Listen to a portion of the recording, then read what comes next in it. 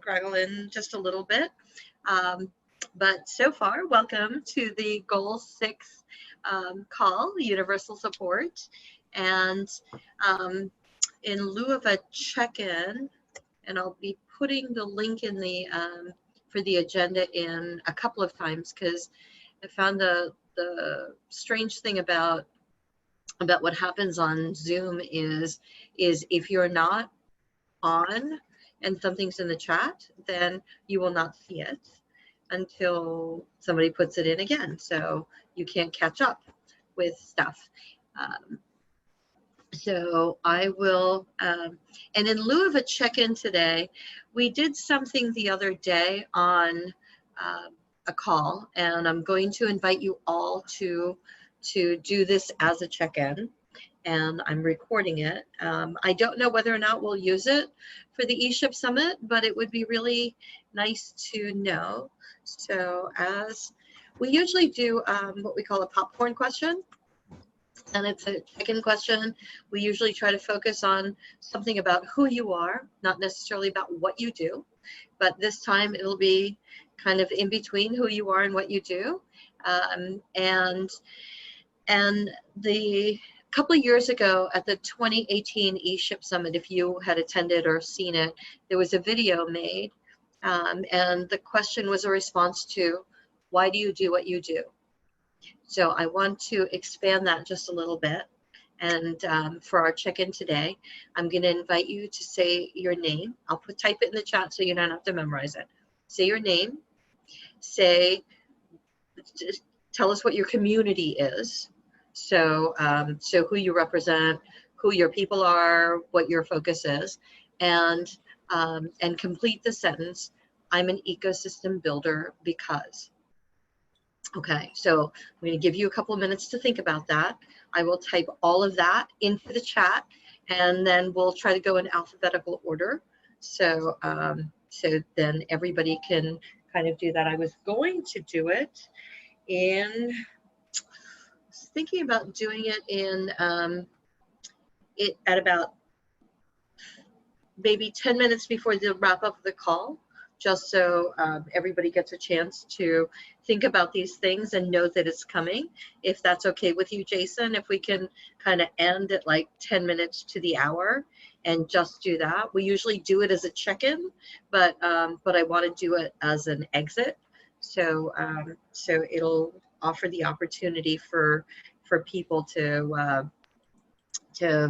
kind of have time to percolate, especially around the presentation that we have today. So no check-in questions, and it'll give me time to share the things that I'd like you to say. So warning at the end of the call, the last 10 minutes, I'm going to ask you to answer these questions, and I'll type it all in the chat. So stay on, be on camera, smile.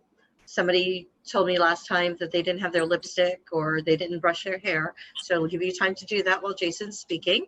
All right, and Scott with his big COVID beard, we get to capture that. And so now that we've got a couple more people on the call, I just want to welcome you to the Goal 6 Universal Support Call. And we're really excited today to have Jason Weens from the Kauffman Foundation. If you've not met Jason, he is the policy department. Actually, there's one or two other people that work with Jason, but he works in the policy department. And in October of last year, launched the initiative for Start Us Up, which is America's New Business Plan, and it's for policymakers. He'll get into all of that a lot better than I will. So in the meantime, I want to remind everybody that the 2020 ESHIP Summit is open for registration. Hope to see all of you there. There is a link that you can find in the FAQs, just so you know, that if you're coming with 3 or more people, because you can't ecosystem build by yourself, nothing happens in a vacuum, and ecosystem building is a team sport. So if you can find 2 other people to go with you, there is a discount link that you can register for, and we'll send you out a code where 3 or more people can sign up to attend together. And actually, for the price that you would have paid for 3 people to attend, you can bring a 4th. So think about that. Find your friends, and we'd love for you to all attend. This is a unique opportunity that we have to go with virtual content. The ecosystem, the ESHIP Summit this year is done over 3 days. The 3 days are the 15th and 16th and the 29th. The 15th is more about a general welcome to ecosystem building. The 16th will be highlighting programs and tools and other things that are going on out there in the world that people are doing to ecosystem build in their communities. And the 29th is more about building the field, the professional field and practice of ecosystem building. So that's why it's kind of separated out. And if you have any questions, please feel free to email me. If you don't have eshipgoals@gmail or Cecilia at Mass Collaboration or any of the other ways that you can get in touch with me. So I don't want to take up too much more of Jason's time, but please stay until at least 10 minutes before the hour when we're going to put you all on camera and spotlight you to answer the questions. So I'll take care of all of that. In the meantime, the agenda for the call is here. And I will get you all set up. Jason, are you ready? I'm gonna, if you want to share slides, I'm going to make it available for you to share slides, and I will kick it off to you. Okay, thank you. Good afternoon, everyone. It's nice to see a few familiar faces and to meet the rest of you. My name is Jason Weens. As Cecilia said, I'm the Policy Director in Entrepreneurship at the Kauffman Foundation, and appreciate the chance to share with you an initiative of the Foundation's called America's New Business Plan and the Start Us Up Coalition. So if you bear with me a moment, I'm gonna pull up a few slides that will help guide our chat today.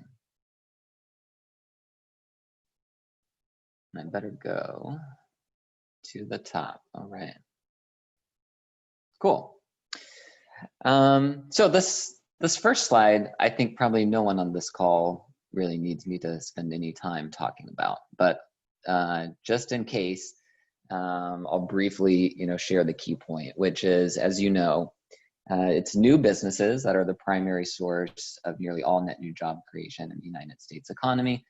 And that's been true in the past in both good economic times and bad. But we've had, not all has been well, I would say, in American entrepreneurship. For the last 20 years, the rate of new entrepreneurs has been essentially flat in the United States. And now with the COVID-19 crisis, America's entrepreneurs are really at the front line of the battle to preserve and rebuild our economy. I see, just as a note, something has come up in the chat. I'm not able to see that right now, so maybe Cecilia, if anyone's asking a question or you need me to say something or repeat it and it went in the chat, just interrupt, please, using your mic. Again, these are probably things that folks on this call are familiar with. In addition to the stagnant rates of entrepreneurship, there are at least 2 other very significant factors that we have seen in our work at Kauffman and that we're trying to solve for. The first is unequal access to entrepreneurship. We know that women, people of color, and those who live in rural communities face extra barriers when it comes to starting a business. Here on the screen, you see some data from a survey that we did recently where about 1/3 of men said it's very easy for them to start a business. Those numbers decline significantly when you look at the experience that women have, and they're even lower for entrepreneurs of color. A second challenge that's facing entrepreneurs today is an uneven playing field. It's difficult for new and small businesses to compete against larger, more established businesses. And part of the challenge, I think, comes from the fact that when policymakers and when government has intervened to try and support business, that support often takes the form of being targeted or more helpful to the bigger established businesses, not to the entrepreneur, the new and small business owner. Again, some just data from polling, 68% of entrepreneurs think that government prioritizes big business over small business. And while few people in the current climate think that things are good for small businesses, about half of folks think that it's actually pretty positive for big business. And if you look at the stock market, that's one indication of how our economy has just taken these two kind of divergent paths, where the biggest companies are doing relatively well. Meanwhile, many of our Main Street businesses, the new businesses, are facing significant challenges. One of the first studies that came out to look at some of the impacts of the COVID-19 crisis found that between February and April of this year, there was a decline of 3.3 million business owners in the United States. Included in those 3.3 million business owners, the percent of African-American business owners dropped 41% during that period. And the number of Latinx business owners declined 36%, which represents just over 1 million business owners. Now we know that during this time period when the data was collected, we had stay-at-home orders in many places. So some of these losses may be temporary, but as the crisis continues to drag on, many of these businesses will not survive. So what we've been trying to do at the Kauffman Foundation in our policy work is really to bring the voice and the perspective of the entrepreneur and the entrepreneur supporter, the ecosystem builder, to policy conversations. We think that's critical, especially now, because if entrepreneurs and those who care about entrepreneurs are not engaging with their government leaders, we're going to keep getting bureaucratic solutions that favor big businesses and policies that continue to leave behind women, people of color, and rural residents. So engagement really matters at this time. Last fall, as Cecilia said, the Kauffman Foundation launched an initiative called America's New Business Plan. It's a bipartisan policy roadmap with recommendations for policymakers at the federal, state, and local level. We launched this plan for the purpose of elevating the importance of entrepreneurship in policy conversations and giving the entrepreneur community a document around which they could rally and that could begin to coalesce the engagement of entrepreneurs and entrepreneur supporters when they talk to policymakers. And the plan isn't just a Kauffman Foundation plan, as the slide says. We really view this as a plan by entrepreneurs and for entrepreneurs. In creating the plan, we spent months looking at public polling data, doing informal surveys of entrepreneurs. Our team had in-depth conversations with nearly 50 leaders in the entrepreneur community, including successful entrepreneurs like Steve Case. And of course, we consulted the research literature and the data on entrepreneurship to make sure that the plan and the recommendations in it were really grounded in evidence. America's New Business Plan is divided into 4 key areas or themes, pillars we call them, that each address a core need that entrepreneurs have. And those pillars are funding, which is about how do we expand access to capital, not just expand it for some people, but really for all Americans who want to start a business. And how do we get the right kind of capital in the hands of new and small business owners? One data point I often cite is from work we did at the Kauffman Foundation, shows that about 83% of entrepreneurs do not access bank loans or venture capital at the time of starting their business. That means a significant portion of entrepreneurs are not served well by the current systems we have in place to fund businesses. The second issue that we address in America's New Business Plan is opportunity. This is about creating a level playing field and cutting red tape that stands in entrepreneurs' way. Third is knowledge. This is an area I know where some of you in your own work are doing particularly good things. This is how do we expand access to the tools and the resources that entrepreneurs need in order to be successful as business owners. And then finally, and perhaps surprising for some, but I think it's really critical, is the issue of support. And what we mean here is about policies that would create a more robust safety net to enable entrepreneurial risk-taking. We know that starting a business is a risky endeavor, and some folks are, they want to become an entrepreneur, but are held back by concerns about what kind of healthcare they would be able to get, or because of large student loan burdens. So as you see on the slide, it's titled Rebuilding Better. And what we did this spring in April is we took the framework and the policy recommendations from America's New Business Plan, and we organized them in a kind of a short-term, long-term framework. This Rebuilding Better is the name of our COVID-19 policy response, where we highlight those ideas from America's New Business Plan that we think could really be impactful now in the short term to help entrepreneurs through this crisis. But then also wanted to make sure that policymakers aren't just thinking about the next few months, but we're really looking ahead and thinking about how do we create a better environment, a more level playing field with greater access for all people who want to be entrepreneurs to be able to do so. And that's why we chose this name, Rebuilding Better, is we have a chance, I think, to create an economy that is better, more equitable, just, and dynamic than the economy that we left behind in February. And to do that, as I said, it requires engagement from folks like you and many others, entrepreneurs themselves, to make policymakers aware of their needs and what can be done to help them. At the time of launching America's New Business Plan last fall, we also launched an initiative called Start Us Up. It's a coalition now numbering, I think, 190, the slide says 180 plus organizations from around the country who are working together to elevate the importance of entrepreneurship and build support for America's New Business Plan.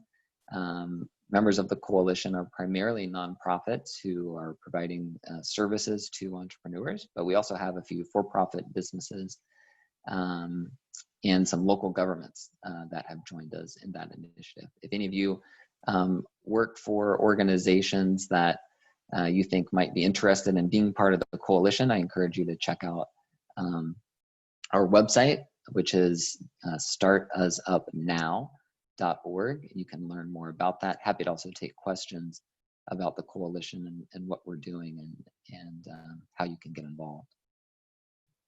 I wanted to pause here though, and I thought maybe we could invite some conversation. So last week, as I was preparing to visit with you all, I spent some time thinking about what you're trying to do in universal support, which is expanding external stakeholder understanding of and support for ecosystem building. When I hear that, I hear a strategy of engagement, similar to what we're doing in our policy work. It's about bringing the voices of the people who are doing this work to policymakers, other decision makers, and doing that education to increase their understanding, that advocacy to build support for this critical work of ecosystem building. And so we don't have to go through these questions one by one. They're more meant for, kind of prompts for some discussion that we could have. But, I wonder what resources, or can a resource like America's New Business Plan and Start Us Up help ecosystem builders meet Goal 6? And if so, how? What efforts have been made to date to educate policymakers about ecosystem building? Is this something that policymakers know about? And if not, what do we need to do to increase their knowledge of it? And then finally, how might Kauffman-funded or Kauffman-led advocacy contribute to your efforts to achieve the goal that you have set? So Cecilia, if it's all right, maybe we could unmute folks if they have thoughts or questions. I'm happy to engage in dialogue about how these efforts that the universal support community is tackling merge with America's New Business Plan and the Start Us Up Coalition. Happy as well to answer any questions that folks on the call may have about some of the information I shared. This is Beth Zimmer. I have a question. Hi, Beth. Sorry.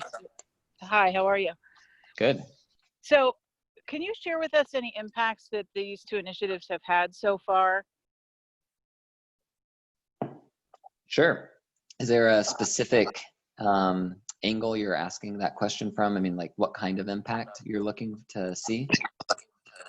Well, impact that supports the notion of how we're going to achieve universal support for the field of ecosystem building. Sure. So, you know, the work that we have embarked on in America's New Business Plan and the Start Us Up Coalition, I believe does help advance the work of ecosystem broadly, but it's not been a specific lens through which we've engaged in conversation with policymakers. In terms of impact, what we've seen so far, I think, are a few successes. One, we've seen a significant amount of interest from the entrepreneur community in joining with us in this effort. That's represented in part by the growth in our Start Us Up Coalition to 190 or so organizations, as well as you know, several thousand folks, just individuals, who are part of our community and get regular updates from us. We've seen engagement from our coalition members in conversations with state, local, federal policymakers. And as the Kauffman Foundation itself has talked to lawmakers about this plan and these ideas for supporting entrepreneurs, we've seen a lot of interest from policymakers in taking these ideas and running with them. A number of you know, bills have been introduced and even acted upon that pick up on themes from what we've talked about. But what we're trying to do, as I said, is elevate the importance of entrepreneurship and get folks involved in these conversations. And we're seeing that on both pieces of that goal. Thank you. I think it'd be really cool if we could see like a list of the bills that have been introduced, and I think you could use us, certainly as advocates, to help in our local communities and states to, you know, reach out to our folks with the information that the things that you're striving for at any given moment, you know?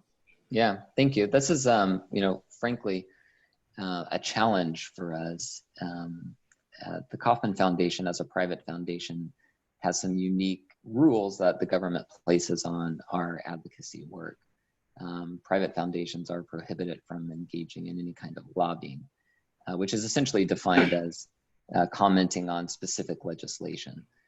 So we're always trying to figure out how can we provide the resources to the community that allow them to engage while still, of course, always being compliant with whatever rules the government puts on our engagement. So we've not yet shared or identified any specific bills. When we learn about them, you know, we kind of track them ourselves, just to understand what impact these efforts are having, often indirectly.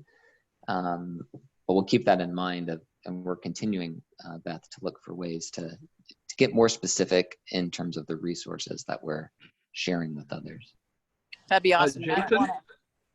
Sorry, Beth. Go ahead, Norris. Yeah, Jason, we've had some success sharing America's New Business Plan with our politicians. It helps that when our senior senator or our junior senator is on the the Senate Entrepreneurship and Small Business Committee, in fact, used to chair it, and his staff seems to be aware of this. We had our mayor thinks that new and small business shouldn't have a seat at the table to discuss the recovery. And there's some political reasons for that, which I'm not sure we want to get touch the third rail there. But what is it? One of the questions I keep getting from folks, I send the link out, shared the business plan with a lot of people, and they said there's an awful lot of stuff in there.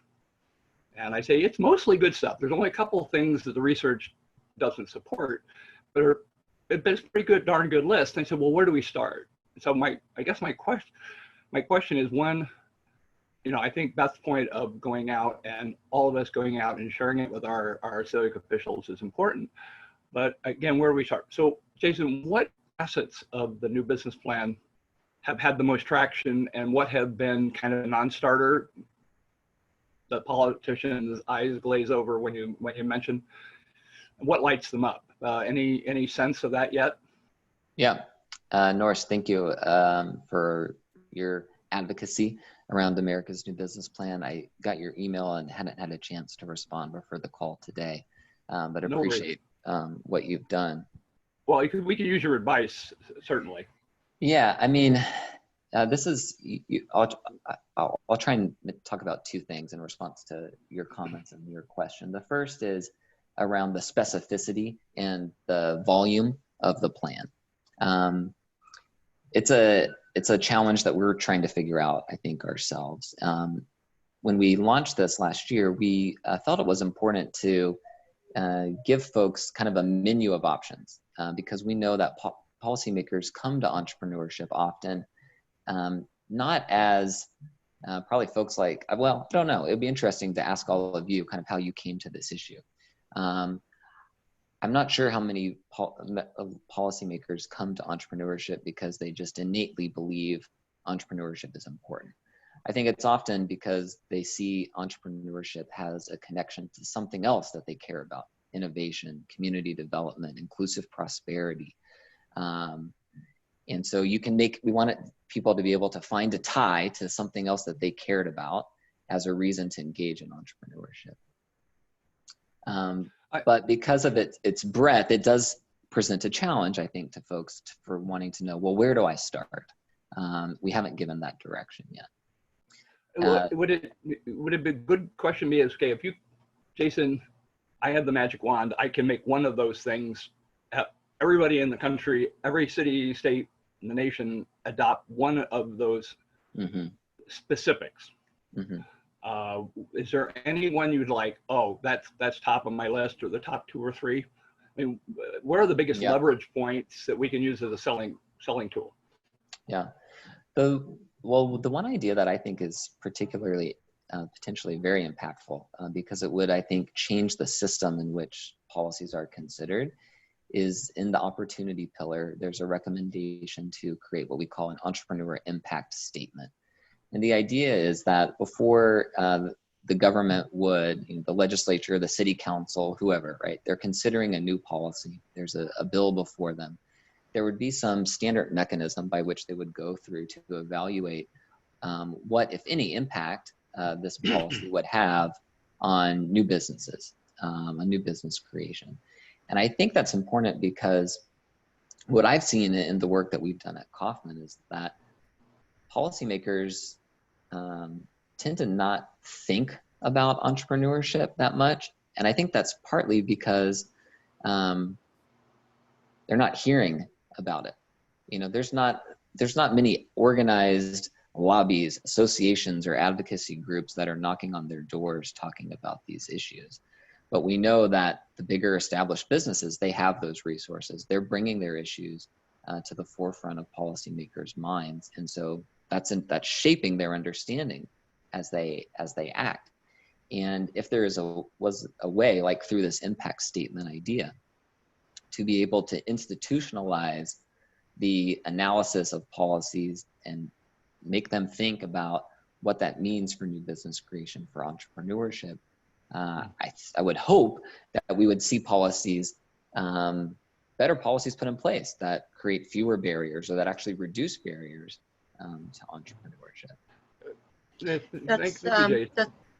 So let me, I'd love to hear Jason respond to what Michael shared about the defining the boundaries. And then Jason, will you share with us a little bit about your engagement with Peoria, Illinois? Because I think it's a tangible case of how America's New Business Plan and a community kind of collaborated, or at least started the ball rolling. So that would be great. Are you able to see Michael's comment in the chat? Or Yes. Mike, do you have something you want to add to that? Don't be shy, Mike. I know you're not.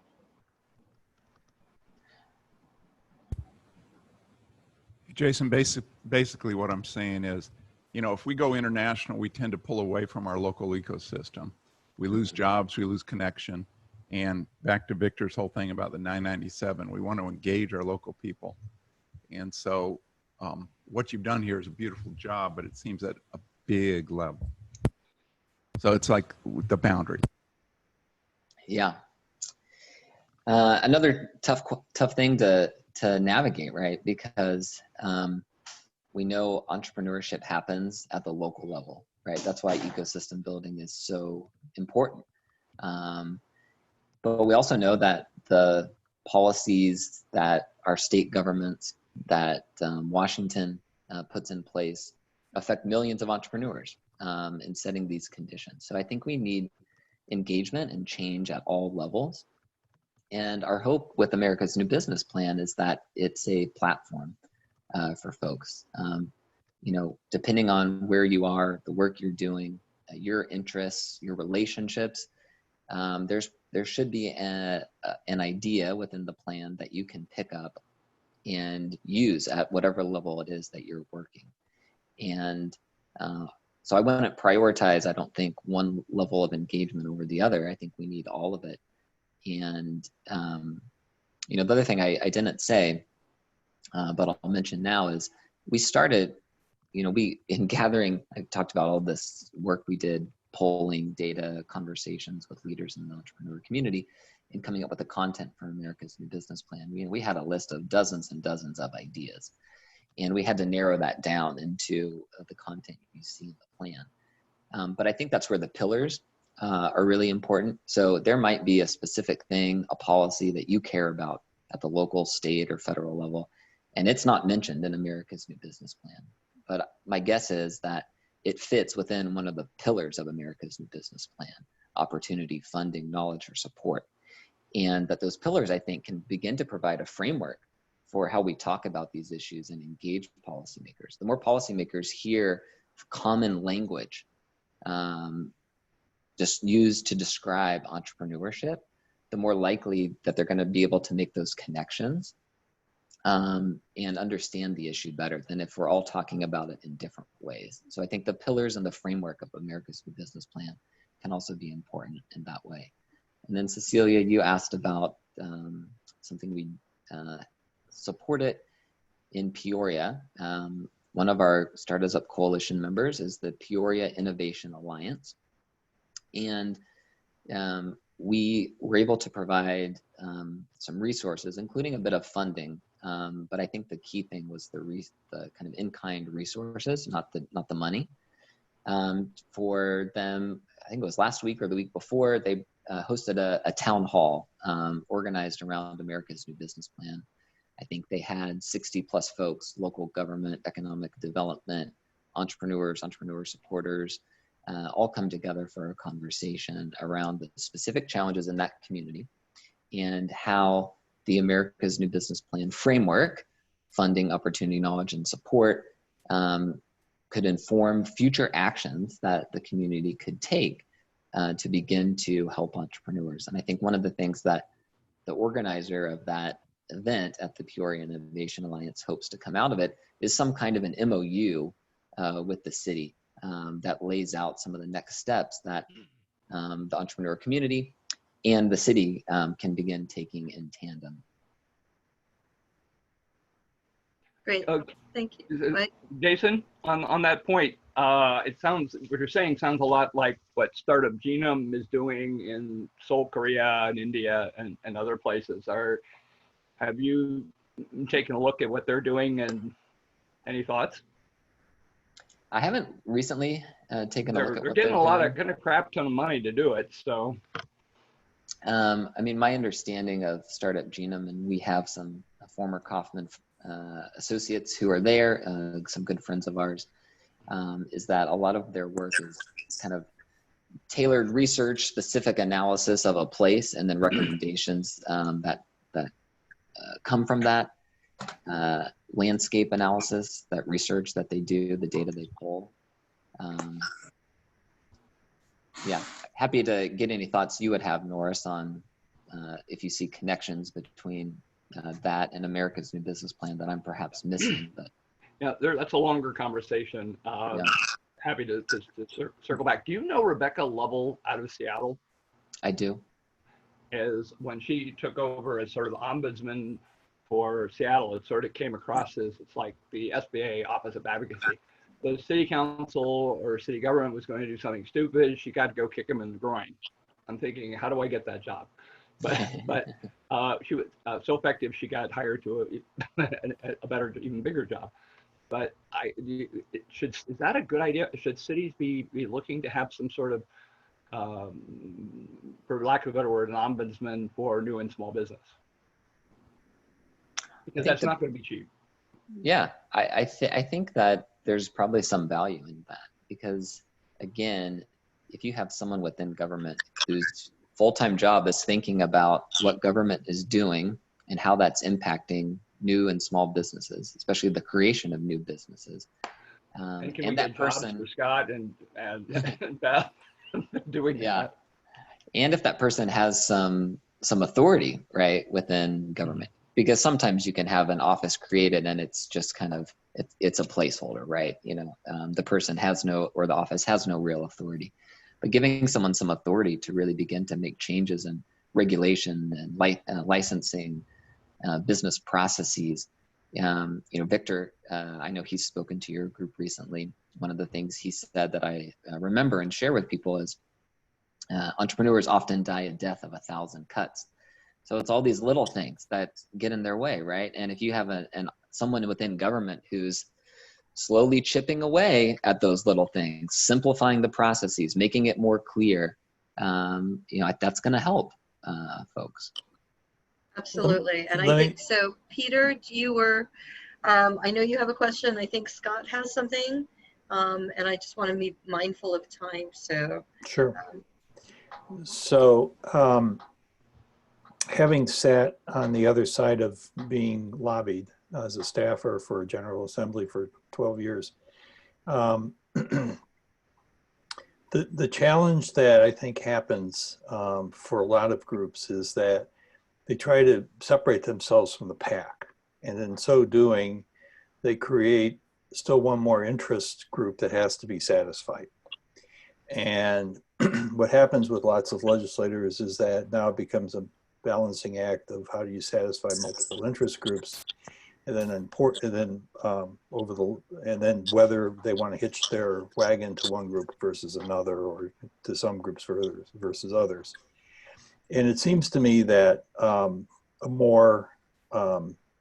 that in addition to that, and I think there's some value in still trying to separate yourself out,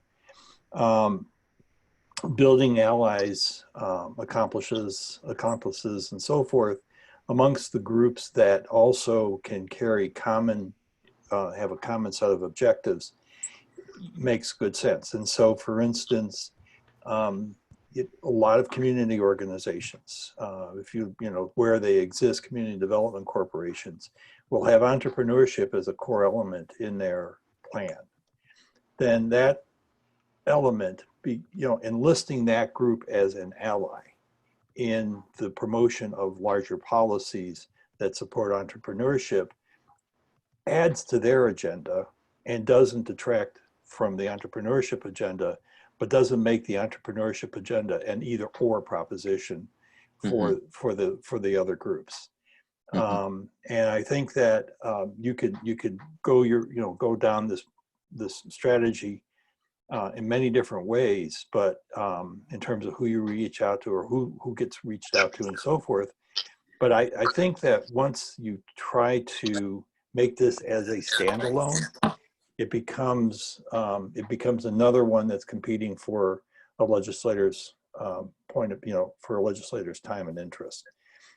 So they need to hear this in a variety of contexts and see this as part of something that gets them to constituencies that may be very important to them, and work it that way.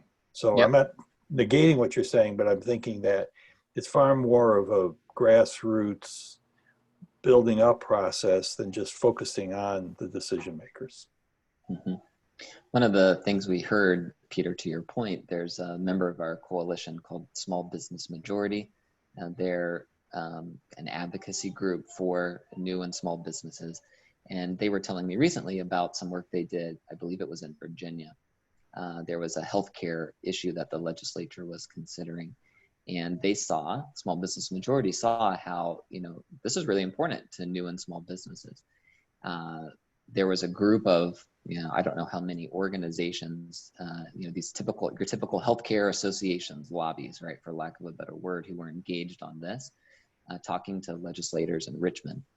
And Small Business Majority asked if they could be a part of it. And they were the only voice of the entrepreneur, new and small businesses. And that brought a really valuable perspective, they said, to these conversations, broadening the scope of the issue and making sure that, entrepreneurship was another way in which people were thinking about that.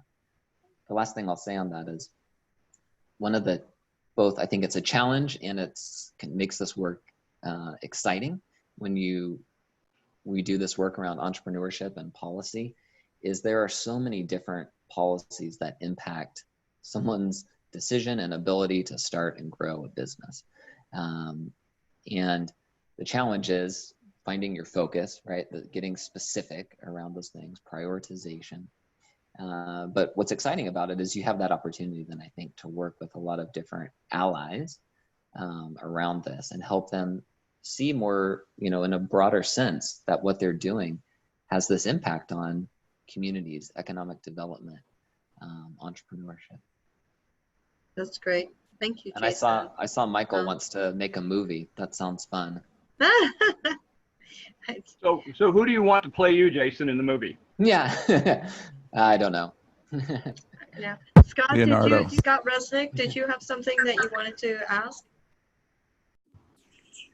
I didn't have anything in the queue for this one. Oh, okay. was Well, Narcolepsy. that's another person who used to work in government. You've got a couple of people that did that, and I know. I think about Skylar Yost, who is the ecosystem builder in York, Pennsylvania. So there's a couple of people that are really engaged in that. I feel like having. Actually, I'll jump in. Go ahead, Scott. Say something. So I was an elected. We've met. We've met before. I was an elected leader for 4 years, and the one challenge with impact statements is they can become a very quick underfunded burden to many municipalities. So we started in Madison putting impact statements on almost every piece of policy, where we needed it and where we didn't. So while I do support equity lenses in policy, sustainability in policy, it's ensuring we're not just simply doing underfunded mandates. Yep, point well taken. Scott G had a question in the queue. Way back up the chat. Let me see. Do you have that? Can you read it? Scott Gillespie, what did you want to ask or say? I think policy is an interesting long-term telescope. It's an opportunity for us to talk to the aliens, and sometime later they will respond to us. If an entrepreneur's lifespan is months or weeks, the telescope talking to Uranus is not going to get you the answer that you're looking for. I think, therefore, proactive lead by leadership, not lead by policy, and lead by experiments, and Beth was asking the prime question, show me the results, is speaking volumes. So the one that I'm talking about the most in my chat box comment was, if we buy local innovations, we tend to use them. If we buy foreign innovations, we tend to use them. So the single biggest action we can take if we are really trying to support local innovation, job creation, and I'll put those two things together, is buy local products, be it government, be it industry, be it communities. But that's an action, not a policy. And that's voting with feet and wallet, not voting with spirits. Sorry, it was a bit political in there, but I'm concerned about politics taking too long.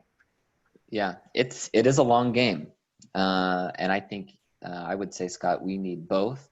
We need people to vote with their feet, vote with their pocketbook, but also to engage. It's interesting, we have a number of people, including myself, who previously worked in government. I spent 10 years on Capitol Hill. My experience there was that the policymakers respond to the concerns that are brought to them. If the entrepreneur perspective is not present, it will be ignored. And that is why I think we need both things, right? We need successful examples of things happening on the ground that we can point to. Change happens that way. It also, I think, happens through government as new policies are instituted. Michael, you don't get away with just posting your response. I'm going to make you come on camera and say I'm just afraid we're going to run out of time. No, let's, if I could indulge all of you, if we could do that now, and then if we have a couple of minutes afterwards. The whole idea is to actually capture you on video. So I'm going to change this to a speaker view, and I will put these directions again. My hope is that we can use some of this, if it's not at the summit, as something else, but, and I'm going to include Jason in this also. So, all right. So, may I ask? I'm sorry? Sorry, Cecilia. Happy to be part of this. I didn't think about the questions after you asked them, but I'll try to on my feet. But I'll need to leave about 5 minutes early. We're doing, interestingly, you all might find this week, our third annual quote unquote fly-in to DC, although it's a virtual fly-in this week. In the past, we've brought entrepreneurs, entrepreneurship supporters, some ecosystem builders from your community. In previous years to Washington, we give folks some advocacy training, and then we set up meetings for them to meet with congressional offices to get some practice in engaging with policymakers. And so we're doing those virtually this week, and I have one at the top of the hour I have to join. Right. No, absolutely. And so we're going to go in alphabetical order. It should not take very long. The other thing that I want you to think about, in case you have to go, Jason, is if there's a follow-up that we can share, because I know that it is Congressional Startup List Week. And Jackie, are you not on the list? You are on the list. So it goes in order, in alphabetical order. If you scroll down, starts with Beth and goes all the way to Scott R. You're not on the list. Oh, I'm not on the list. No, you don't need to see me. You've seen me enough, and being part of the team. So, but thank you for pointing that out. Okay, so tell me your name. Start with Tia. Are you on screen?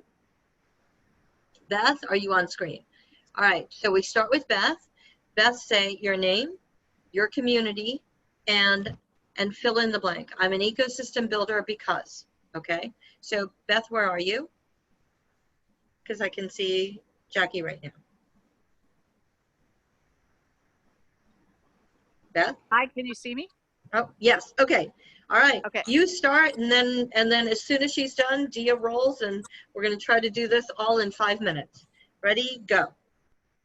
I'm Beth Zimmer in Erie, Pennsylvania, and I'm an ecosystem builder because it is a fact that entrepreneurship is very critical to thriving economies and in communities, and ultimately our nation and the globe.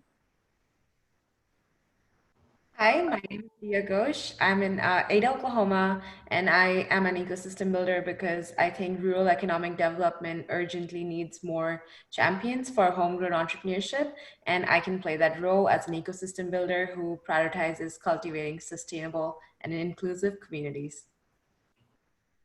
I'm Jackie Sankapiran, and I'm a researcher and lecturer in Toronto, Canada. I'm an ecosystem builder because my research helps new entrepreneurs and growth entrepreneurs make better decisions to help them preserve their business, given the resources they have. Beyond that, it also helps to preserve the mood of the regional community. And this knowledge crosses borders. My name is Jason Weens. My community is philanthropy, and I'm an ecosystem builder because I believe it's important that all people have the access to the resources and connections that they need to turn their idea into a business and be successful.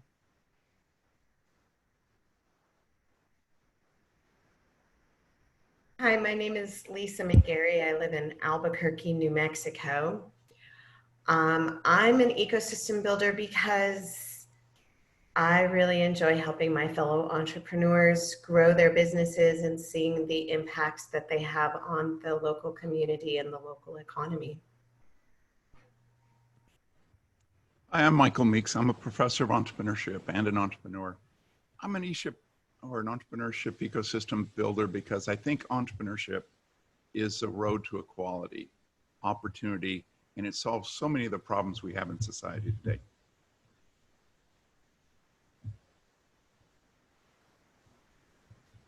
So, hi, I'm Mildred Franco. I'm in Pamela, Arkansas, and I'm an ecosystem builder because, like Michael, I believe entrepreneurship is the great equalizer, especially in rural communities and communities of color, where entrepreneurship is not even discussed right now. Hi, I'm Norris Kruger, Boise, Idaho. I'm an ecosystem builder because I can't be anything else. That if you want somebody to turn ideas into reality, you need entrepreneurs, and opening doors to more people to doing that, whether through education or ecosystem building, is just, you know, that's the cause of the 21st century, I think.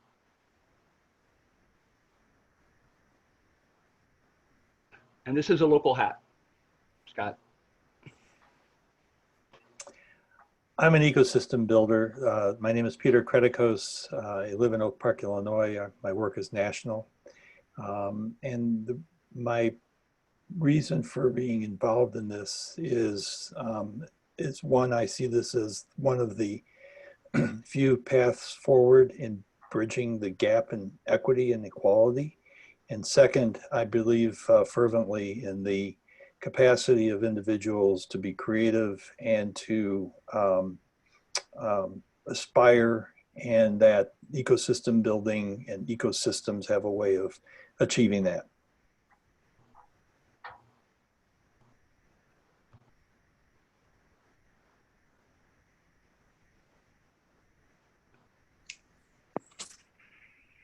Mike, Scott. Oh, okay. Thank you. I'm Scott Gillespie. I'm in Bunker, New York. I'm curious about ecosystems and have been for 30 years. I've done lots of experiments from corporations to regions, from Australia to MENA, from elements like incubators to smart cities. And lately I'm focusing on challenges like storm impacted communities in the Caribbean that are driven by natural disasters. I think ecosystem building is turning the invisible to the visible.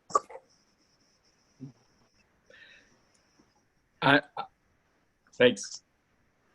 I'm Scott Resnick, and I'm a founder in Madison, Wisconsin. I'm an ecosystem builder because startups create a pathway to upward mobility and allows anybody to recognize the American dream. I We love also that. have somebody new on the call. That We was have great. Ibrahim Hamouda. Oh, Ibrahim, Yes, are hi you? everyone. Hi. I'm founder and academic entrepreneurial researcher from Egypt. Can you hear me? Yes. And I'm tell. an ecosystem builder. As I see, the world has changed too fast, and entrepreneurship become crucial in this era. So I want to help to grow our economy and make a change and reduce the poverty. Hope this go well and fast. Great. Thank you so much. Thank you, Jason. We appreciate you. We may start thinking about America's New Business Plan parties, just like start warming parties or whatever, and get local. I think that the challenge, and I know you have to go, is that we talk to the elected officials, because those are the ones that campaign and put the big rally cry out. But the people that stay in office through administrations are the people that are going to execute that change, because working around election cycles is hard, right? They're in it, they get to get involved, and then they're campaigning for the next cycle. So Yeah, that makes it and challenging. I should clarify, but we take that inclusive view when we talk about, we use the word policymaker. It's not just elected officials, it's those folks who have made it a career to work in government and to serve their communities. I gotta go. Thank you guys. Thanks, Jason. So Great much. job. Appreciate the opportunity. Great. Take Great care. job. Thanks. Thank Bye. you all for joining us. I just wanted to let all of you know that the likelihood is after the ESHIP Summit in September, the cadence of these calls will probably shift.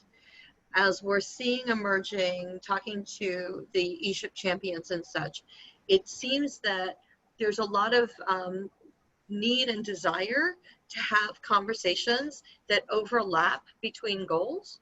There are initiatives that kind of there's projects that are focused and things that are evolving around the need to engage, like universal support along with inclusive field, along with connected networks. And so there's a lot of that emerging in some of the goal projects.